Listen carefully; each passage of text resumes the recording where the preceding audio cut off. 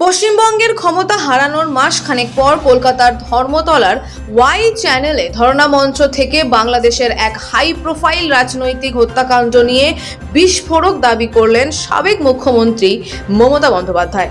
মঙ্গলবার তিনি সরাসরি ইঙ্গিত দিয়েছেন যে বাংলাদেশের আলোচিত যুবনেতা শরীফ উসমান বিন হাদি হত্যাকাণ্ডের নেপথ্যে ভারত সরকারের হাত থাকতে পারে।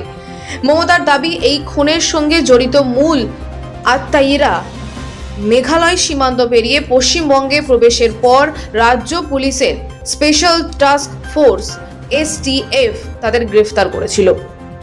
কিন্তু সেই খবর যাতে প্রকাশ্যে না আসে তার জন্য খোদ ভারতের স্বরাষ্ট্রমন্ত্রী অমিত শাহ তাকে ব্যক্তিগতভাবে ফোন করে বিষয়টি চেপে যাওয়ার অনুরোধ করেছিলেন। মমতা বলেন, দেশের স্বার্থের দোহাই দিয়ে শাহ তাকে বলেছিলেন যে পশ্চিমবঙ্গ পুলিশকে নির্দেশ দিতে যাতে যেই খবর কোনোভাবেই বাইরে না যায়। মমতার এই বিস্ফোরক দাবির পর স্বভাবতই প্রশ্ন উঠেছে, কে এই উসমান হাদি এবং কেন তার মৃত্যু ভূ রাজনীতিতে এতটা গুরুত্বপূর্ণ।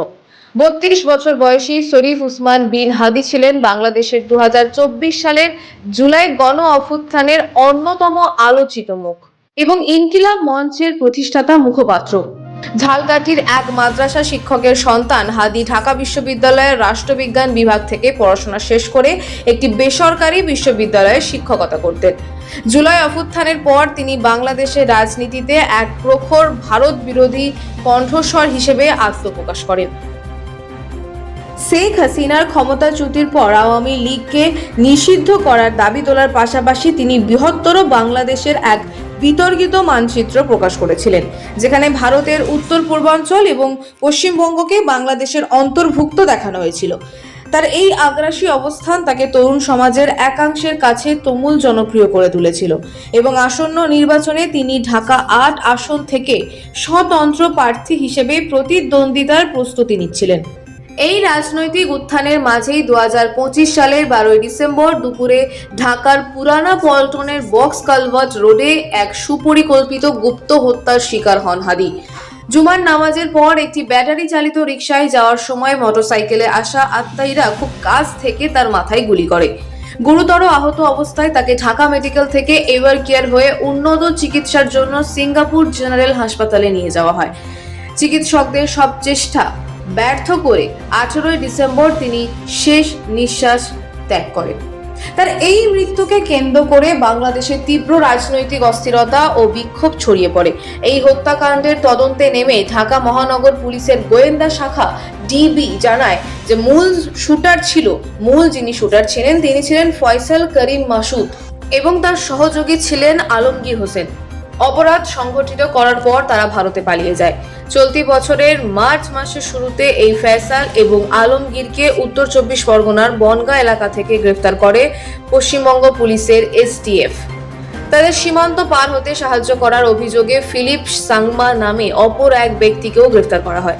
এতদিন এই গ্রেফতারির বিষয়টি STF এর একটি সফল অভিযান হিসেবেই দেখা হচ্ছিল, কিন্তু মমতা বন্দ্যোপাধ্যায়ের মঙ্গলবারের মন্তব্য এই ঘটনায় সম্পূর্ণ নতুন মাত্রা যোগ করেছে।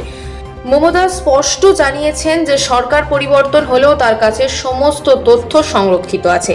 কার নির্দেশে ওসমান হাদিকে খুন করানো হয়েছিল এবং কাদের নাম এর সঙ্গে জড়িয়ে আছে তা তিনি সম্পূর্ণ অবগত। প্রতিবেশী দেশে তুমুল আলোড়ন সৃষ্টি হতে পারে এবং রাষ্ট্রীয় স্বার্থ ক্ষুণ্ণ হতে পারে। কেবলমাত্র এই বিবেচনা থেকেই তিনি আপাতত মূল চক্রীর নাম প্রকাশ করা থেকে বিরত থাকছেন বলে জানিয়েছেন।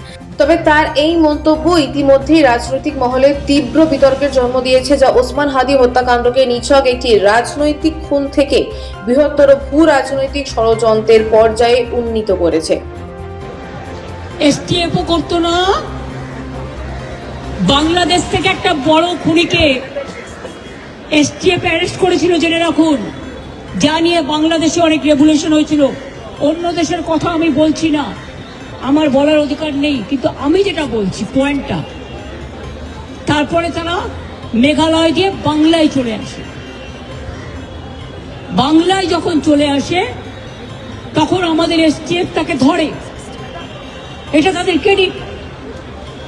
তারপরে হোম মিনিস্টার নিজে আমাকে ফোন করে বলছেন, এতদিন তো আমি বলিনি, মুখ করিনি, আজকে অত্যাচারের শেষ সীমায় গেছেন বলে কারণ এটা জানে আমি এখনো নামটা বলছি না ভদ্রতা করে, বাংলাদেশের লোক উত্তাল হয়ে যাবে। আমি সেটা চাই না, আমি দেশকে ভালোবাসি, না বলবো না দেশের স্বার্থে।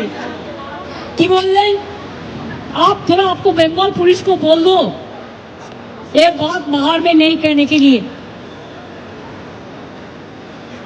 एक देश के लिए है।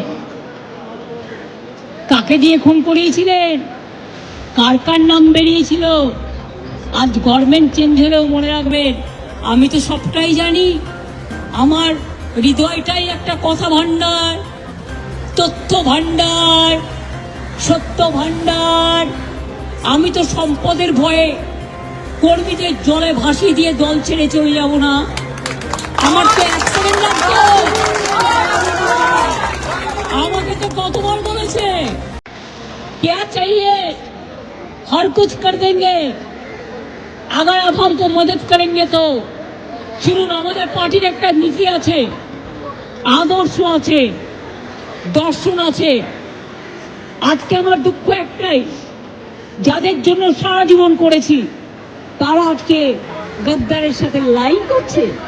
তোমার এলাকায় যখন বাড়ি ভাঙে 7,000 লোক, আমি নিজে ফোন করে তোমাদের যেতে বলি, তোমরা যাচ্ছ না। দাঁড়াও ভাই।